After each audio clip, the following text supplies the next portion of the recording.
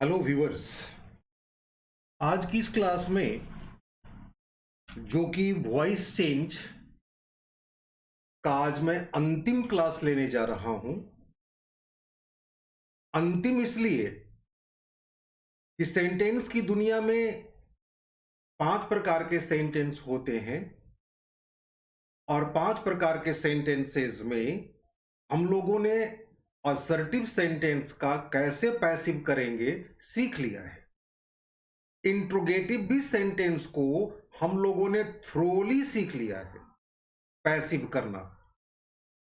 Imperative sentence भी आपके जेहन में आ चुका है, यानी एक अच्छी दौलत आपके पास एक्टिव और पैसिव की जमा हो चुकी है, जो कि आपके लिखने और बोलने में मैं उम्मीद करता हूं, मेरा विश्वास है कि आपको फायदा हो रहा होगा। आज की क्लास में उन तमाम चीजों को मैं डिस्कस करने जा रहा हूं जो पैसिव की दृष्टिकोण से बहुत ही महत्वपूर्ण है। आज पैसिव को समाप्ति ही नहीं बल्कि मेरी कोशिश होगी कि जितने भी प्रकार के सेंटेंसेस की कल्पना आप करेंगे उन सारे सेंटेंसेस का पैसिव आपको करने में किसी प्रकार का परेशानी ना आए। तो चलिए स्टार्ट करते हैं आज की जर्नी। क्लास महत्वपूर्ण और मनोरंजक बनाने का मैं प्रयास करूंगा ताकि आपको सीखने में कहीं पर किसी प्रकार की परेशानी ना आए। तो सबसे पहले आज देखते हैं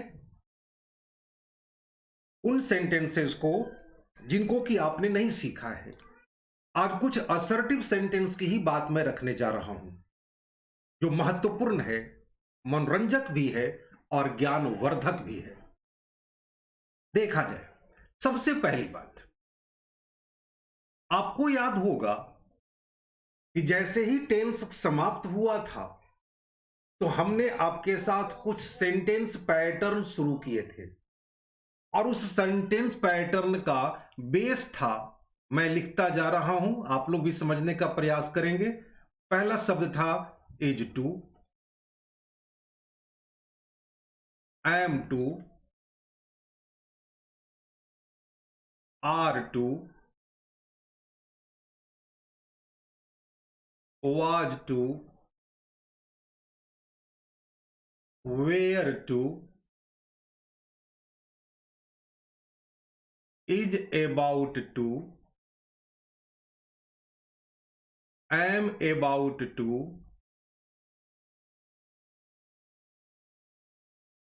are about to, साथ ही साथ was about to,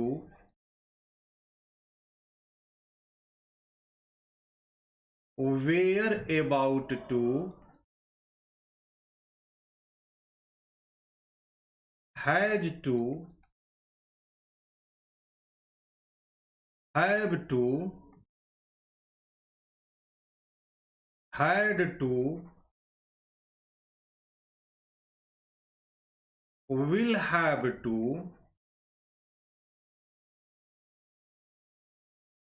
shall have to। इन सारे शब्दों के साथ आप नए नए पैटर्न को सीखे थे और सिखाने में मैंने हिंदी के कुछ शब्दों का सहारा लिया था ताकि आपके मस्तिष्क में मैं इसे डाल सकूं। जैसे हैज टू, हैव टू जब आप करते हैं तो टू के बाद V1 होता और V1 के बाद ऑब्जेक्ट, ऑब्जेक्ट के बाद बाकी बचे हुए शब्द। जाहिर सी बात है हैज के पहले सब्जेक्ट और एक सेंटेंस पैटर्न बन गई थी जिसका अर्थ था पढ़ता है और ना है नी है। आपको याद आ रहा होगा, आपको सारा याद होगा मेरे ख्याल से। अगर ये सारे पैटर्न एक्टिव में इस्तेमाल हो जाए तो उसका पैसिव हम कैसे करें, यह सिखलाना मेरा उद्देश्य है आज की इस पीरियड में। सिर्फ is to, am to, are to नहीं बल्कि कुछ मॉडल वर्ब भी हैं जिनके साथ हम टू का प्रयोग करते हैं। जैसे आप कहते हैं आउट टू, ये आपका मॉडल्स है, या आप कहते हैं यूज्ड टू, यह भी आपका मॉडल्स है। मार्जिनल वर्ब के नाम से जाना जाता है यूज्ड टू। अगर ये टू लगे हुए ऑक्सिलरी और मॉडल्स आपके एक्टिव सेंटेंस में आ जाएं तो हम उसका पैसिव कैसे करें? जैसे यदि सेंटेंस हो he has to sing a song, जाहिर सी बात है, यह सेंटेंस टेंस से नहीं है, इसका संबंध टेंस से नहीं है, बल्कि टेंस से यह बाहर है। He has to sing a song, उसे एक गाना गाना है। अब इसका पैसिव कैसे करें? अगर यह टेंस में होता, सेंटेंस असर्टिव है, सब्जेक्ट से शुरू हुआ है, इसका पैसिव हम कैसे करें? आपको परेशानी क्रिएट करेगा ये टू लगे हुए ऑक्सिलरी और मॉडल्स। तो परेशान होने की बात नहीं है, इसे आप आराम से कर सकेंगे। नियमावली बिल्कुल वही होगा जो आपने असर्टिव सेंटेंस में सीखा है। ध्यान ये सिर्फ आपको रखना होगा कि जिस ऑब्जेक्ट को आप चुन रहे हैं उस ऑब्जेक्ट को सब्जेक्ट बनाने के बाद उस टू के बाद आपको एक बी जोड़ देना है, और बी के बाद वर्ब का थर्ड फॉर्म। उसके बाद जो नियमावली आपने सीखा है असर्टिव में उसे पूरा कर दें, पैसिव हो जाएगा। यानी ऑब्जेक्ट को चुनने के बाद सबसे पहले हम लोग ऑब्जेक्ट को चुनते हैं, फिर टेंस को पहचानते हैं। यहां टेंस को पहचानना नहीं है, बल्कि टू वाला एक सेपरेट सेंटेंस पैटर्न आपने सीखा है। ऑक्सिलरी वर्ब प्लस टू, वो एक अलग अर्थ देता है। उसके मुताबिक हम टू के बाद बी को जोड़ेंगे और बी के बाद वर्ब का थर्ड फॉर्म दे देंगे। बाकी सारा नियमावली पूर्व की तरह जो आपने असर्टिव में सीखा है उसको रखेंगे, सेंटेंस हमारा पैसिव हो जाएगा। He has to sing a song, इसमें सबसे पहला काम आपको पहचानना है ऑब्जेक्ट को। ऑब्जेक्ट हमारा है ए सॉन्ग, इसको बना देंगे सब्जेक्ट, यानी ए सॉन्ग। हैज टू का प्रयोग करना है, तो इस सॉन्ग के साथ हैव टू तो नहीं होगा, हम हैज टू का ही प्रयोग करेंगे, हैज टू, और इस टू के बाद डालेंगे बी, और बी के बाद हमें इस्तेमाल करना है वर्ब का थर्ड फॉर्म। इस वाक्य में वर्ब है सिंग, तो सिंग, सैंग, संग, यानी थर्ड फॉर्म हो जाएगा संग। अब सेंटेंस में कुछ बचा हुआ एक्स्ट्रा नहीं है, अब हम बाई का काम कर सकते हैं, इसलिए sung by him, passive ready. Extremely easy sentence pattern, because these sentence patterns are not from the tense. You have already learned it, what it provides us the meaning, and if you face such sort of auxiliary used in your active sentence, how will you change it to passive? The rules are before you and it's very easy to understand. चलिए एक sentence और दिखा देता हूं, जैसे he was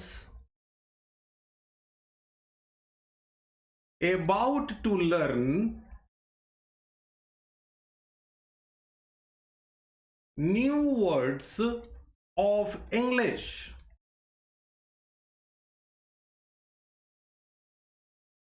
सबसे पहला काम हम करेंगे ऑब्जेक्ट को पहचानने का।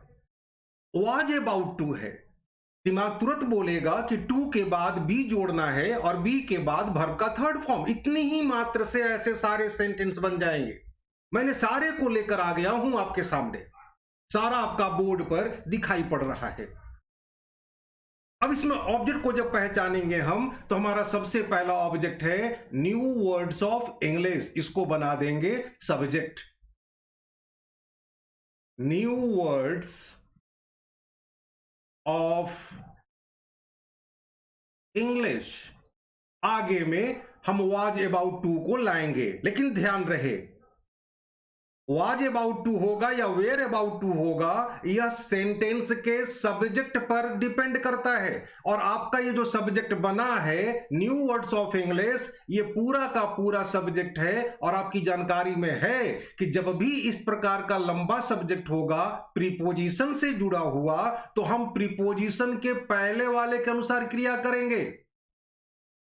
ऑफ हमारा प्रीपोजिशन है, इसके पहले न्यू वर्ड्स है और न्यू वर्ड्स हमारा प्लूरल दिख रहा, तो हमें वाज अबाउट टू नहीं, हमें प्रयोग करना चाहिए were about, were about to. और टू के बाद डालेंगे बी को, बी के बाद वर्ब का थर्ड फॉर्म लर्न का लिखना होगा। ये मेन वर्ब है सेंटेंस में, तो learn, learnt, learnt, learnt by him, and this sentence is passive. I hope you understand very well regarding the first tips, regarding the first item, in which how you will have to change the sentence from active to passive if you have the auxiliary like is to, am to, are to, was to, were to, or used to, or out to. I think it is quite simple. यहां तक की बात आपको अच्छी तरह से समझ में आ गई होगी। अब दूसरे विषय पर चलते हैं। आज अनेकों प्रकार के सेंटेंस पर हम लोग काम करेंगे और सीखेंगे। ध्यान ये रखें, एक छात्र ने कभी हमसे ये सवाल रख दिया कि क्या सर ऑप्टेटिव सेंटेंस का हम पैसिव नहीं कर सकते? ऑप्टेटिव सेंटेंस जिसके द्वारा हम विश, ब्लेस और कर्स को दिखलाते हैं। मैंने उस छात्र से कहा यदि आपके पास ट्रांजिटिव वर्ब है तो आप सेंटेंस का पैसिव कर सकते हैं। अब एक बात यहां पर आ रही है, ट्रांजिटिव वर्ब और इनट्रांजिटिव वर्ब, गौर कीजिएगा। ट्रांजिटिव और इनट्रांजिटिव, इसको समझ लेने से आपका बहुत हद तक जो डाउट्स होगा वो क्लियर हो जाएगा। ये वर्ब जो है जिसके 5 फॉर्म्स होते हैं, वर्ब को पहचानने का आसान तरीका है वह शब्द जिसके 5 फॉर्म्स हो वह वर्ब कहा जाएगा, मेन वर्ब कहा जाएगा। Write, wrote, written, writing, writes, write के ये 5 फॉर्म्स हैं। जितने भी वर्ब अंग्रेजी की दुनिया में हैं वो स्वभाव से 2 प्रकार के होते हैं, उनका नेचर है, उनका स्वभाव है, वो 2 प्रकार के होते हैं। गौर से समझने का प्रयास कीजिएगा। जितने भी वर्ब हैं अंग्रेजी की दुनिया में उनके स्वभाव हैं और वह स्वभाव से 2 प्रकार के होते हैं। एक का नाम है ट्रांजिटिव वर्ब और दूसरा का नाम है इनट्रांजिटिव वर्ब। सवाल ये उठता है कि दोनों को हम कैसे पहचाने सर? वर्ब को ही बड़ी मुश्किल से पहचान पाते हैं। हालांकि अब आप ऐसा नहीं कह सकते, अब आपको वर्ब की पहचान अच्छी खासी डेवलप कर गई होगी। अब मैं वर्ब के आगे के स्वभाव को डील कर रहा हूं। वर्ब को पहचानना आसान है क्योंकि उसके 5 फॉर्म्स होते हैं, लेकिन वर्ब जो स्वभाव से उनका नेचर है, उनका स्वभाव है, उनका प्रॉपर्टी है कि उनका 2 तरह से हम जानते हैं। एक वर्ब का स्वभाव है जिसे हम ट्रांजिटिव का नाम देते हैं और दूसरा जो वर्ब है उसका स्वभाव है उसे हम इनट्रांजिटिव वर्ब कहते हैं। कैसे पहचाने इसको? मैं पहचानने का एक आसान सा तरीका आपके साथ शेयर कर रहा हूं। हालांकि इसकी डिटेल स्टडी आगे जब वर्ब चैप्टर आएगा तो वहां भी मैं आपको बताऊंगा, लेकिन यहां शॉर्ट में समझने का प्रयास करें। एक वर्ब का स्वभाव है कि उस वर्ब को आप जब कुछ देंगे, आप क्या दे सकते हैं? आप दे सकते हैं अधिक से अधिक ऑब्जेक्ट को, शब्दों को दे सकते हैं। ऑब्जेक्ट कौन बनता है? या तो नाउन बनेगा या तो प्रोनाउन बनेगा। बोलने और लिखने के क्रम में आप ट्रांजिटिव वर्ब को क्या दे सकते हैं? शब्द दे सकते हैं। और शब्द कैसा दे सकते हैं? या तो नाउन को दे सकते हैं या तो प्रोनाउन को दे सकते हैं। तो वह वर्ब जिनको हम कुछ दें और वह स्वीकार कर ले, तो ऐसे वर्ब को हम ट्रांजिटिव वर्ब कहते हैं। गहराई से समझने का प्रयास आप सभी करेंगे। वह वर्ब जिसको हम कुछ दें और वह स्वीकार कर ले, तो उसे हम ट्रांजिटिव वर्ब कहते हैं। और वह वर्ब जिसको हम देने का प्रयास करें तो वह स्वीकार ना करे, किसी कीमत पर स्वीकार ना करे, बल्कि आपको धमकी दे, मत दो हमको, मैं बर्दाश्त नहीं करूंगा, तो वैसे वर्ब इंट्रांजिटिव वर्ब कहे जाते हैं। मैं फिर से बोल रहा हूं, वह वर्ब जिसको हम कुछ दें तो स्वीकार कर ले, ट्रांजिटिव वर्ब। और वह वर्ब जिसको हम कुछ दें वह स्वीकार ना करे, तो वैसे वर्ब को इंट्रांजिटिव वर्ब कहते हैं। सवाल यह उठता है, इसको एग्जाम्पल से कैसे समझें? चलिए इसको समझ कर देखते हैं। मैं फिर से शेयर करना चाहूंगा, वह वर्ब जिसको कुछ दिया जाए तो स्वीकार कर ले, ट्रांजिटिव वर्ब। और वह वर्ब जिसको कुछ दिया जाए तो स्वीकार कभी ना करे, बल्कि धमकी दे, मत दो। और यदि वो स्वीकार करता है तो प्रीपोजिशन के साथ स्वीकार करेगा, ध्यान रखिएगा। अगर वो स्वीकार करेगा तो प्रीपोजिशन के साथ स्वीकार करेगा, और जब प्रीपोजिशन के साथ स्वीकार करेगा तो वह आपका ऑब्जेक्ट नहीं, कॉम्प्लीमेंट होगा। पूर्व के क्लासेज में मैंने इस तरह की बातें शेयर की है, मैं कुछ नया नहीं रख रहा हूं, ये सारी बातें आपके साथ ऑलरेडी डिस्कस किया हूं। अगर वर्ब को हम कुछ दे रहे हैं, क्या दे सकते हैं? ऑब्जेक्ट दे सकते हैं लिखने और बोलने में। धन दौलत तो दे नहीं सकते, ऑब्जेक्ट दे रहे हैं। तो जो वर्ब ऑब्जेक्ट को स्वीकार कर लेगा, ट्रांजिटिव, और जो ऑब्जेक्ट को स्वीकार नहीं करेगा, किसी कीमत पर स्वीकार नहीं करेगा, तो वह वर्ब इंट्रांजिटिव। और यदि उसको जबरदस्ती स्वीकार करवाएंगे आप, तो वह प्रीपोजिशन के साथ स्वीकार करेगा, बिना प्रीपोजिशन का स्वीकार नहीं करेगा। और जब प्रीपोजिशन के साथ स्वीकार करेगा तो वह आपका ऑब्जेक्ट नहीं, वह आपका कॉम्प्लीमेंट होगा।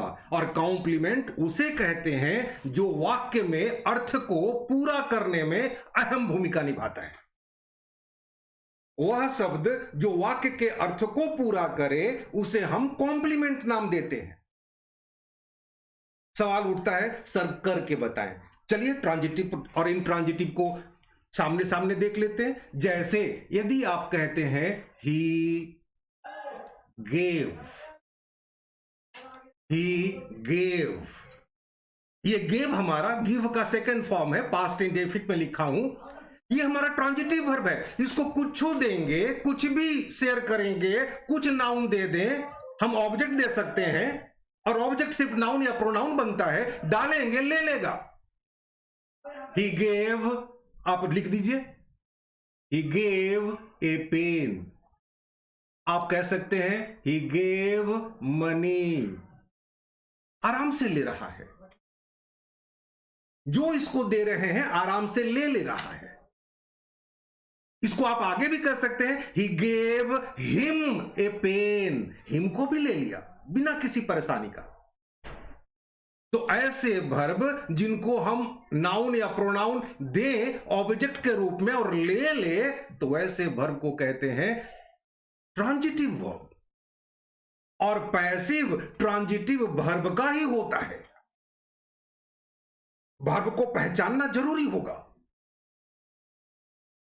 वर्ब स्वभाव से दो प्रकार का, अपने स्वभाव से, अपने गुणों के कारण। एक स्वभाव जहां पर हम उसको देंगे तो ले लेगा, ट्रांजिटिव वर्ब कहलाएगा। और एक स्वभाव ऐसा जहां हम देने की जितना भी कोशिश करेंगे नहीं लेगा, और अगर लेगा भी तो प्रीपोजिशन के साथ लेगा। और जब प्रीपोजिशन के साथ लेगा तो वह आपका ऑब्जेक्ट नहीं, कॉम्प्लीमेंट होगा। सबसे पहले तो इंट्रांजिटिव वर्ब लेगा ही नहीं। आपने देखा एग्जाम्पल में कि गेव के साथ जो मैं दे रहा हूं वह ले रहा है, तो यह वर्ब किस स्वभाव का है? ट्रांजिटिव का। लेकिन जैसे ही आप कहते हैं ही गोज, ही गोज, इसमें आप ऑब्जेक्ट को देखकर रखने का कोशिश करें, ये आगे तो लेगा नहीं, बर्दाश्त ही नहीं करेगा। आप देने का कोशिश करें, बिल्कुल नहीं लेगा। आप कहते हैं ही स्लीप्स, सोना, आप इसके आगे ऑब्जेक्ट देखकर देने का कोशिश करते करते थक जाएंगे, नहीं लेगा, कोशिश भी बेकार जाएगी। इसके आगे हम वर्ड्स दे सकते हैं, लेकिन प्रीपोजिशन के साथ देना होगा। कोई प्रीपोजिशन डाल देंगे तो ये ले लेगा, लेकिन ध्यान रहे वो आपका ऑब्जेक्ट नहीं होगा, वह आपका कॉम्प्लीमेंट होगा। और कॉम्प्लीमेंट का अर्थ होता है पूरक, जो सेंटेंस में सेंटेंस के अर्थ को पूरा करने में मदद करता है। वह आपका ऑब्जेक्ट कभी नहीं हो सकता। लेकिन ट्रांजिटिव हो, उसको अगर दे और ले ले तो ऑब्जेक्ट होगा, बिना प्रीपोजिशन का ले लेगा, ऑब्जेक्ट होगा। अब इसमें अगर आपने देने की कोशिश करी है, जितनी देर तक मैं बातों को समझाने का प्रयास कर रहा हूं, आप देकर देखें, नहीं लेगा। लेगा कब? प्रीपोजिशन के साथ। आप इसमें जोड़े he goes to a school, he sleeps on the bed. अब ये जो टू स्कूल है, ये आपका ऑब्जेक्ट नहीं है। आप ढूंढ करके देखें, कॉम्प्लीमेंट है। ऑन द बेड आपका ऑब्जेक्ट नहीं है, इंट्रांजिटिव वर्ब है। और हम पैसिव सिर्फ और सिर्फ ट्रांजिटिव वर्ब का करते हैं। यह ध्यान रखना होगा एक छात्र को। यदि सेंटेंस में ट्रांजिटिव वर्ब है तो उसका पैसिव हम करेंगे, लेकिन सेंटेंस में इंट्रांजिटिव वर्ब है तो हम परहेज करेंगे। उम्मीद है ये बातें आपको क्लियर हो गई होगी। मैं बात कर रहा था एक छात्र की, उन्होंने हमसे पूछ लिया कि क्या सर ऑप्टेटिव सेंटेंस का भी पैसिव कर सकते हैं? कर सकते हैं, किसी भी सेंटेंस का हम पैसिव कर सकते हैं यदि वर्ब ट्रांजिटिव हो, यानी वह वर्ब हो जो ऑब्जेक्ट को बर्दाश्त करता हो। मैंने उस लड़के को एक एग्जाम्पल दिया, आपको भी जेहन में मैं डाल दे रहा हूं। जैसे मे गॉड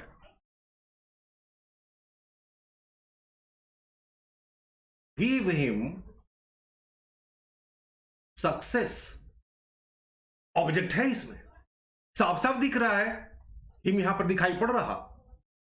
आप जानते हैं कि ऑप्टेटिव सेंटेंस है, मे से शुरू हुआ है और अंत इसका नोट ऑफ एक्सक्लेमेशन से है।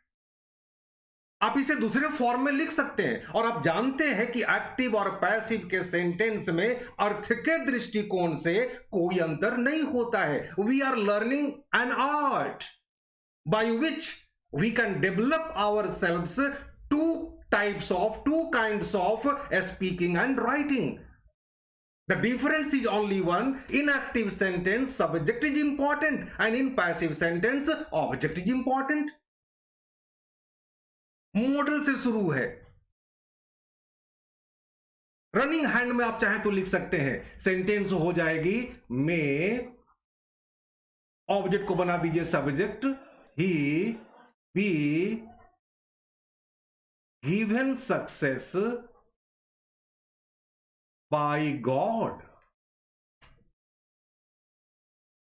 मैं फिर से आपको सलाह देना चाहूंगा कि जब भी आप पैसिव करें या कोई आपका टेस्ट ले, तो जरूर इस बात को जांचने का प्रयास करें कि वर्ब ट्रांजिटिव है अथवा नहीं। और मैं उम्मीद करता हूं कि अब आपको समझ में आ गया होगा वर्ब का वह स्वभाव जिसके कारण अंग्रेजी के सारे वर्ब स्वभाव से दो भागों में बटे हुए हैं।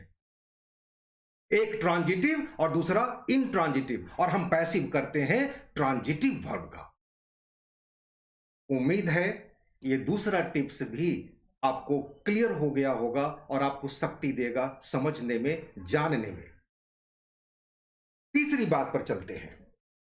आज अनेकों प्रकार के सेंटेंस को डिस्कस कर रहा हूं और यही कारण है कि यह क्लास बड़ा इंपॉर्टेंट बनेगा। ध्यान से इन सारी बातों को सुने और सीखने का प्रयास करें। तीसरी बात बहुत महत्वपूर्ण, एक शब्द है जिसे हम लोग जानते हैं वर्ब ऑफ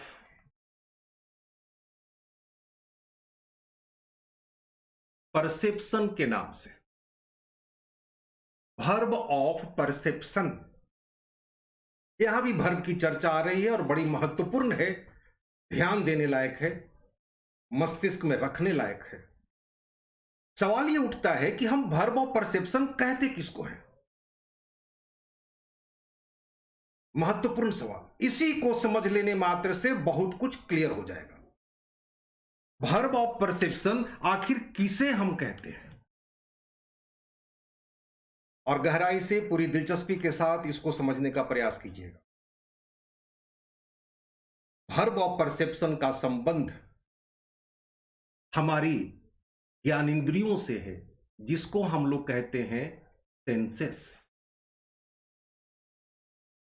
ज्ञान इंद्रियां, हर आदमी के पास ज्ञान इंद्रियां होती है और इसकी संख्या अगर गौर से देखा जाए तो टोटल 5 है। टच,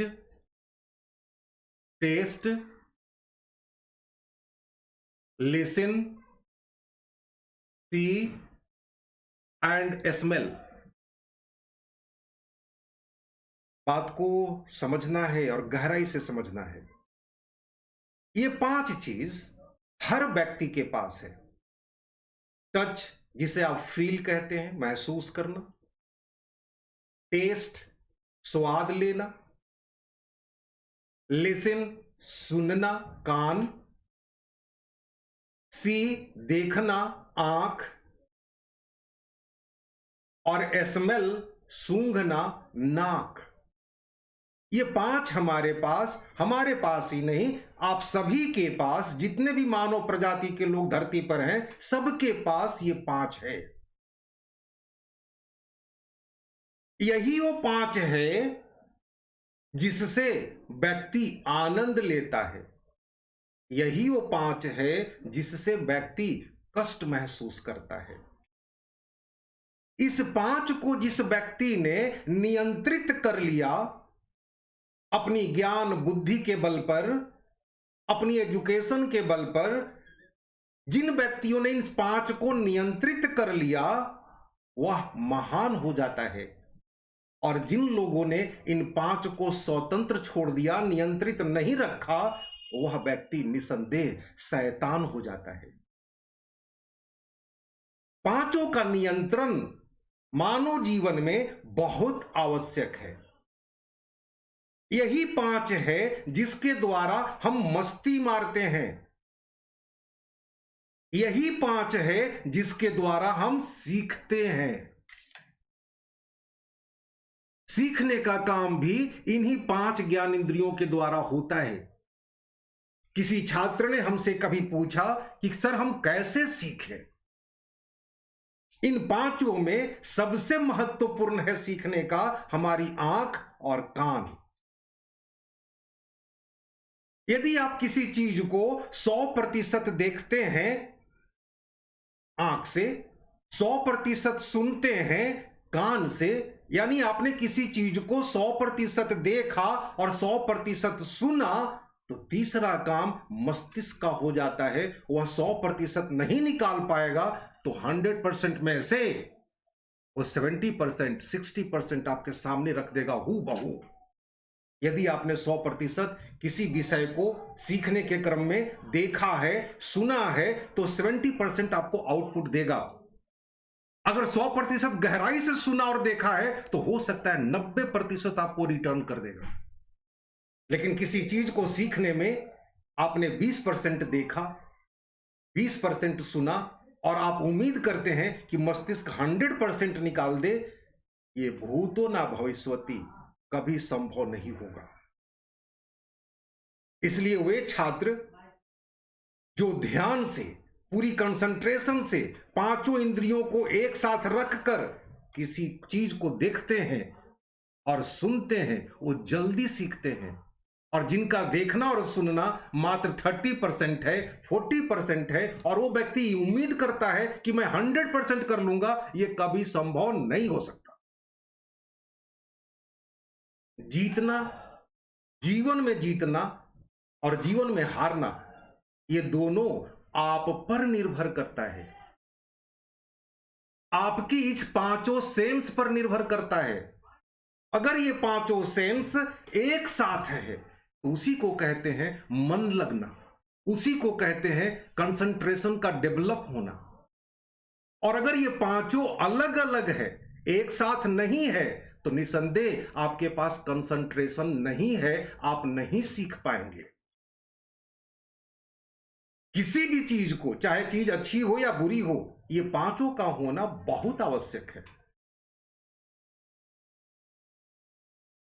बुरी चीजों को व्यक्ति जल्दी सीखता है बिना सिखाए हुए, लेकिन अच्छी चीजों को व्यक्ति देर से सीखता है, कारण उसकी आंखें, उसका कान अच्छी चीजों के प्रति 20%, 30% ध्यान देता है और बुरी चीजों के प्रति 100% ध्यान देता है। इसलिए बुरी चीजों को जल्दी पकड़ता है, अच्छी चीजों को देरी से सीखता है।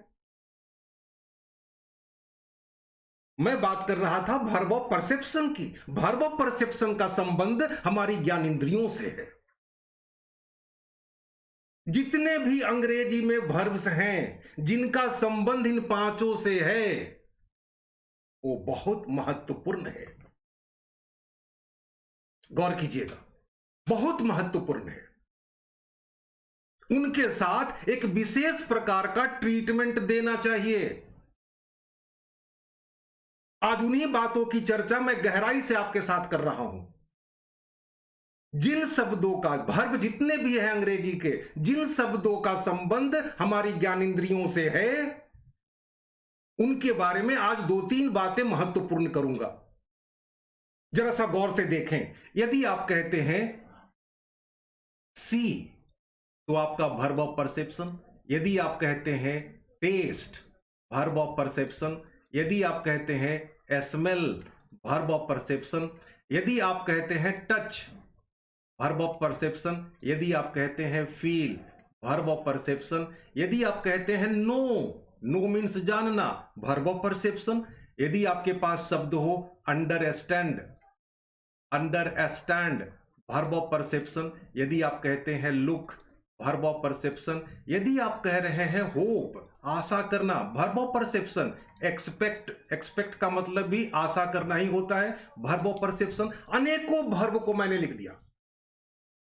आप कहते हैं सरप्राइज, सरप्राइज आश्चर्य करना, वर्ब ऑफ परसेप्शन। यदि आप कहते हैं satisfy, satisfy, verb of perception, संतुष्ट होना। ये सारे वर्ब का जो ग्रुप है सामने में, ये इतना ही नहीं है, और भी हैं। ध्यान आपको रखना होगा।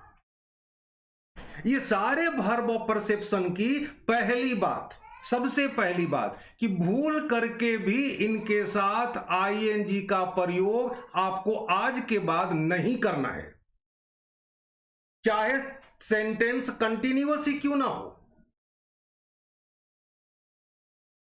अगर सेंटेंस प्रेजेंट कंटिन्यूअस है, पास्ट कंटिन्यूअस है, फ्यूचर कंटिन्यूअस है, मैं ही आपको बताया हूं कि वर्ब में आईएनजी जोड़ देना है। आप जोड़ेंगे, वर्ब में आईएनजी जोड़ें, लेकिन आज के बाद से वर्ब ऑफ परसेप्शन में आईएनजी नहीं जोड़ना है। अगर आप जोड़ेंगे तो गलत माना जाएगा। और मैं उम्मीद करता हूं कि वर्ब ऑफ परसेप्शन किसे कहते हैं, इसको कैसे पहचाने, आपको क्लियर हो चुका होगा। वर्ब ऑफ परसेप्शन के साथ आईएनजी का प्रयोग आज से बंद। यदि आप किसी को कहते हैं मैं उसे जान रहा हूं, मैं उसे जान रहा हूं, तो आपको यह नहीं कहना है I am knowing him, no, उसे आप सिंपल प्रेजेंट में कर दें, आई नो हिम। यह अंग्रेजी की विशेषता है। इसी भाव से आपको चलना भी होगा। सिर्फ आपको ध्यान में रखना है वर्ब ऑफ परसेप्शन। आप कोई अगर ये कह रहा है कि वह आश्चर्य कर रहा था, वह आश्चर्य कर रहा था, आपको दिमाग में आएगा पास्ट कंटिन्यूअस, लेकिन दिमाग में ये रखना है वर्ब ऑफ परसेप्शन है। ही वॉज सरप्राइजिंग नहीं, ही सरप्राइज्ड। मेरा दोस्त सोच रहा था, मेरा दोस्त सोच रहा था। आपको नहीं लिखना है माई फ्रेंड वॉज थिंकिंग, आपको यह कहना चाहिए my friend thought, past indefinite. यदि प्रेजेंट कंटिन्यूअस में आपका ब्रेन सोचता है और वर्ब ऑफ परसेप्शन है तो उसे प्रेजेंट इंडेफिनिट में कीजिए, और यदि पास्ट कंटिन्यूअस में आपका ब्रेन सोचता है और यदि वर्ब ऑफ परसेप्शन है तो उसे पास्ट इंडेफिनिट में लिखना है आज के बाद से। पहली बात ये इंपॉर्टेंट, वर्ब ऑफ परसेप्शन के साथ हम आईएनजी का प्रयोग आज के बाद बंद कर देंगे, और बड़ा आनंद देता है यह ज्ञान। आप चाहें तो लंबे लंबे सेंटेंस को इसी के बल पर लिख सकते हैं। मैं एक दो एग्जाम्पल दे रहा हूं, इसको समझने का प्रयास करेंगे। जैसे आपकी जुबान से निकला आई थिंक, ठीक है, मैं सोचता हूं that he will not play today. क्योंकि टेंस का ज्ञान पूरा है, हमारे पास ही नहीं आपके पास भी अब है। आपने आई थिंक लिखा प्रेजेंट इंडेफिनिट का, और प्रेजेंट इंडेफिनिट के बाद दैट जोड़कर आपको जिस टेंस में, जिस मॉडल में सेंटेंस बोलना है, लिखना है, लिखिए, छूट है। आई अंडरस्टैंड दैट, आगे में कोई टेंस जोड़ दीजिए। आई फील दैट, आगे में कोई टेंस का सेंटेंस जोड़ दीजिए। आई नो दैट, आगे में कोई टेंस को जोड़िए, कभी लाइफ में गलती नहीं होगी। सेंटेंस का पहला हिस्सा आपने प्रेजेंट कर रखा है, तो दूसरा हिस्सा किसी भी टेंस में, किसी भी मॉडल में आप लिख सकते हैं। It's so easy. Present indefinite का पहला सेंटेंस बोलकर दैट के बाद आप प्रेजेंट कंटिन्यूअस बोल सकते हैं, प्रेजेंट परफेक्ट बोल सकते हैं, प्रेजेंट परफेक्ट कंटिन्यूअस बोल सकते हैं, पास्ट इंडेफिनिट बोल सकते हैं, कंटिन्यूअस डाल सकते हैं, फ्यूचर इंडेफिनिट बोल सकते हैं, मॉडल्स को ला सकते हैं। ये आपकी मर्जी, आपके दिमाग को इस तरह से डेवलप करना है। लाखों सेंटेंस बोलने और लिखने की क्षमता अब आपके पास आ चुकी है, सिर्फ उसको बाहर निकालने की जरूरत है। कोशिश करें जोड़ने का, तोड़ने का नहीं, क्योंकि तोड़ना निगेटिव है, जोड़ना पॉजिटिव है। जोड़ने का प्रयास करें। मैं उम्मीद करता हूं कि आप आज से प्रयास करेंगे। प्रेजेंट इंडेफिनिट का पहला हिस्सा बोलकर आगे वाले सेंटेंस में किसी भी टेंस को डालें, आपको बड़ा अच्छा लगेगा। आपको अंदर से खुशी महसूस होगी जब आप ऐसा करना शुरू कर देंगे। मैं बात कर रहा था कि वर्ब ऑफ परसेप्शन, जिसका संबंध हमारी ज्ञानेंद्रियों से है, उसमें कभी भी भूलकर हम आईएनजी का प्रयोग नहीं करेंगे। आपने सुना भी होगा लोगों को बोलते हुए, ओ आई सी, I know him.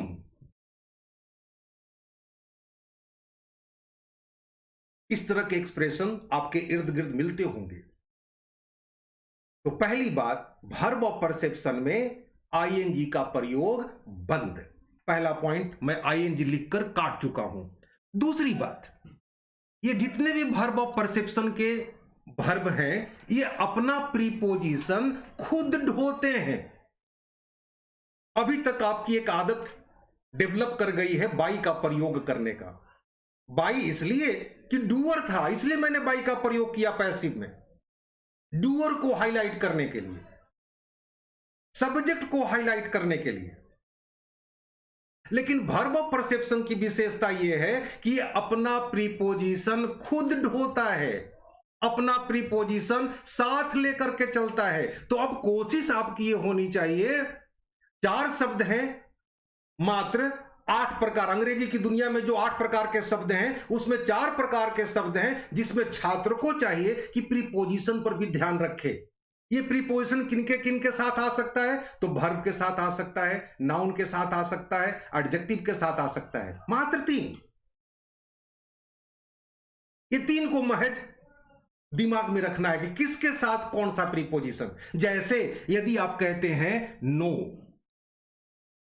No means जानना, अब ये अपने साथ कौन सा प्रीपोजिशन लेके ढोता है? तो आंसर मिलेगा ये अपने साथ लेकर ढोता है सिर्फ टू को, किसी दूसरे को बर्दाश्त नहीं करता। कि जब भी बर्दाश्त करेगा तो टू को बर्दाश्त करेगा।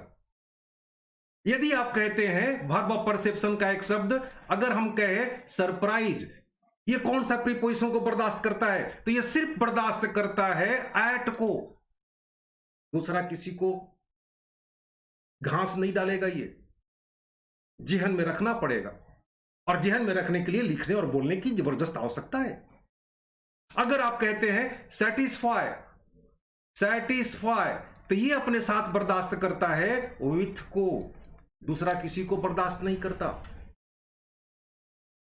तो वर्ब ऑफ परसेप्शन की 2 क्वालिटी, पहला आईएनजी का प्रयोग इनके साथ हम नहीं करेंगे, चाहे हमारा सेंटेंस कंटिन्यूअस टेंस में ही क्यों ना हो, और दूसरा इनके साथ जो प्रीपोजिशन है उसको भी मस्तिष्क में रखेंगे, तब आराम से पैसिव कर पाएंगे। अब इतनी बातों को जानने के बाद कुछ एग्जाम्पल्स देखते हैं। जैसे अगर आप कहते हैं आई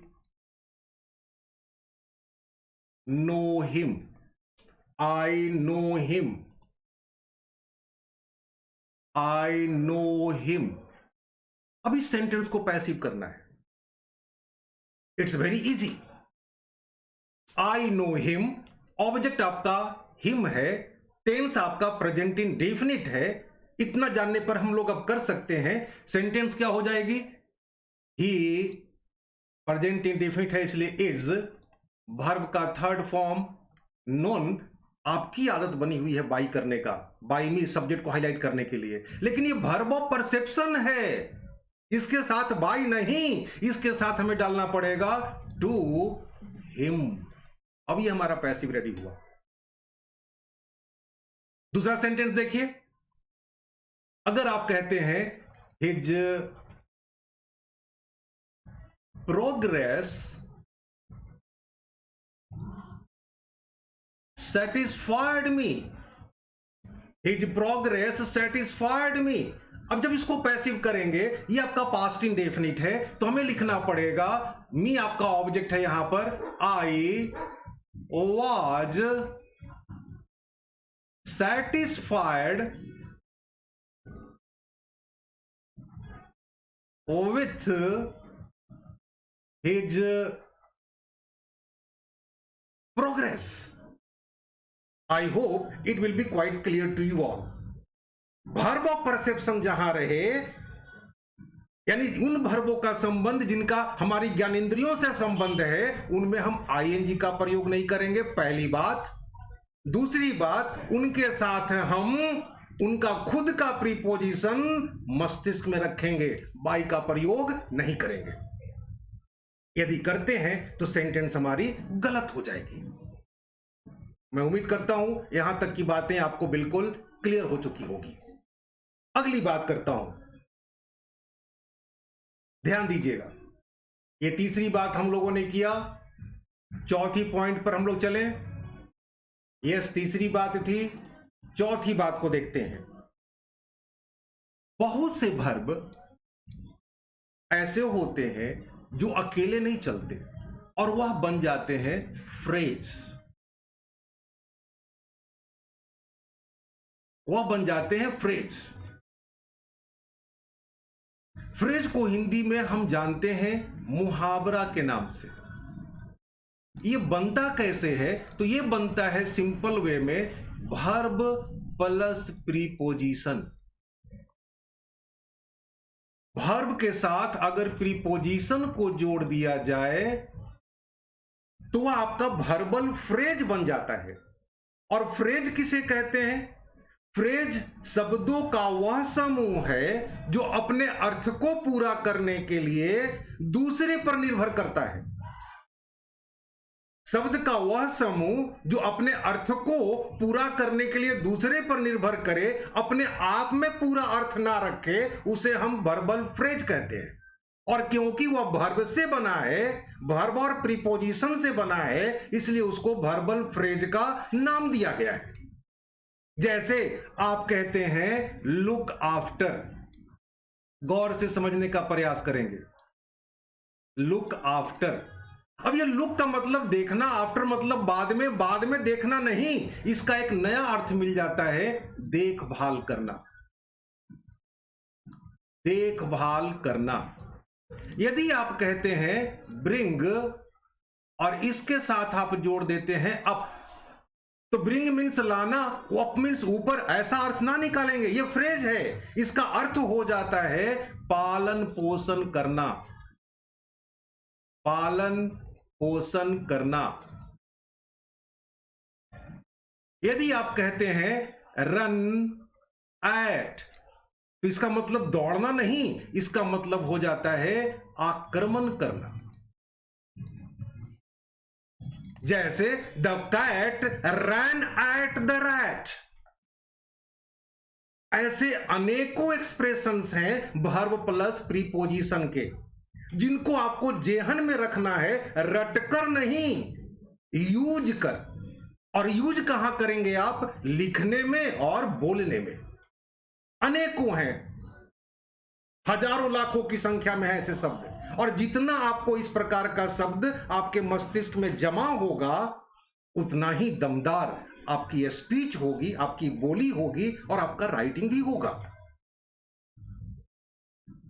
मैं एक एग्जाम्पल शेयर करता हूं वर्बल प्रीपोजिशन से। ध्यान यह देना है कि यदि एक्टिव सेंटेंस में वर्बल फ्रेज आ गया तो पैसिव में हम सब्जेक्ट का ऑब्जेक्ट नहीं बनाएंगे। यह बात वही हो गई जो आप इंडेफिनिट प्रोनाउन के साथ किया करते थे। जैसे अगर सेंटेंस हो कि यू शुड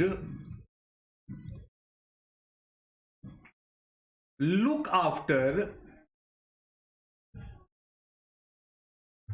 योर चिल्ड्रन, इस वाक्य में वर्बल फ्रेज है, पैटर्न वही होगा जो आप असर्टिव में करते आ रहे हैं, सेंटेंस असर्टिव है। अब इस वाक्य को जब पैसिव करेंगे तो सेंटेंस हो जाएगा योर चिल्ड्रन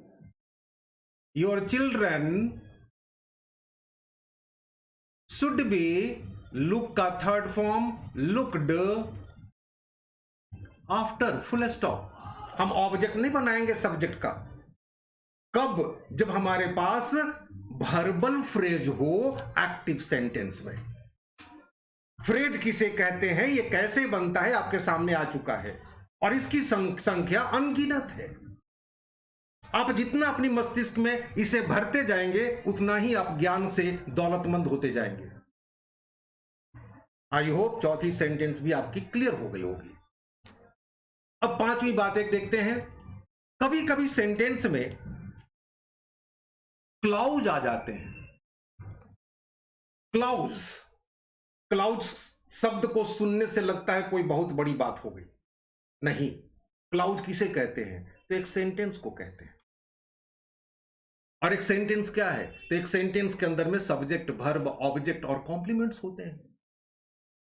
तो कोई भी एक सेंटेंस क्लाउज होता है। क्लाउज दो भागों में बटे हुए हैं, सबऑर्डिनेट क्लाउज और प्रिंसिपल क्लाउज। आमतौर पर यह कॉम्प्लेक्स सेंटेंस के नाम से जाना जाता है। इसकी डिटेल्स आपको आगे मिलेगी। मैं कुछ क्लाउज का सेंटेंस एग्जांपल देने जा रहा हूं, जिसमें एक सेंटेंस नहीं, दो दो सेंटेंस हैं। आपको सिर्फ ढूंढना है ट्रांजिटिव वर्ब को। जैसे एक एग्जांपल, सबऑर्डिनेट क्लॉज और प्रिंसिपल क्लॉज से बने हुए सेंटेंस को मैं डाल रहा हूं, गौर कीजिएगा। सी wrote the letter and posted it. अब ऐसे सेंटेंस आपके पास हैं तो घबराने की बात नहीं है, यहां से एंड से जुड़ा हुआ है, अर्थ को सिर्फ समझना है, ऑब्जेक्ट को सिर्फ पहचानना है। सेंटेंस इज क्वाइट सिंपल, घबराहट की कोई बात नहीं। धैर्य को रखेंगे, ज्ञान का प्रयोग करेंगे तो आसान हो जाएगा, सेंटेंस हो जाएगी। ये आपका ऑब्जेक्ट है, पास्ट इंडेफिनिट में लिखा हुआ है, इसे लिख दें। The letter was written and posted by her. You have to apply your simple brain, whatever you have learned from these classes. Brain is quite important. जितनी चीजें मैं आपको सिखा रहा हूं उससे आपको ज्ञान मिलेगा, और जब ज्ञान आपके पास हो जाएगा तो बुद्धि अपने आप चलने लगेगी। ज्ञान से सूक्ष्म होता है बुद्धि, और बिना ज्ञान का बुद्धि का डेवलपमेंट नहीं होता। थोड़ी सी बुद्धि आपको लगानी पड़ेगी, sentence will be easier for you. I hope if you got the sentence having the clause, you can do it passive immediately. और एक अंतिम बात, बहुत से सेंटेंस ऐसे हो जाते हैं जिसको देख करके समझ में नहीं आता कि क्या करूं, ये तो सिखाया ही नहीं गया। जैसे अगर कोई कहता है कि पीपल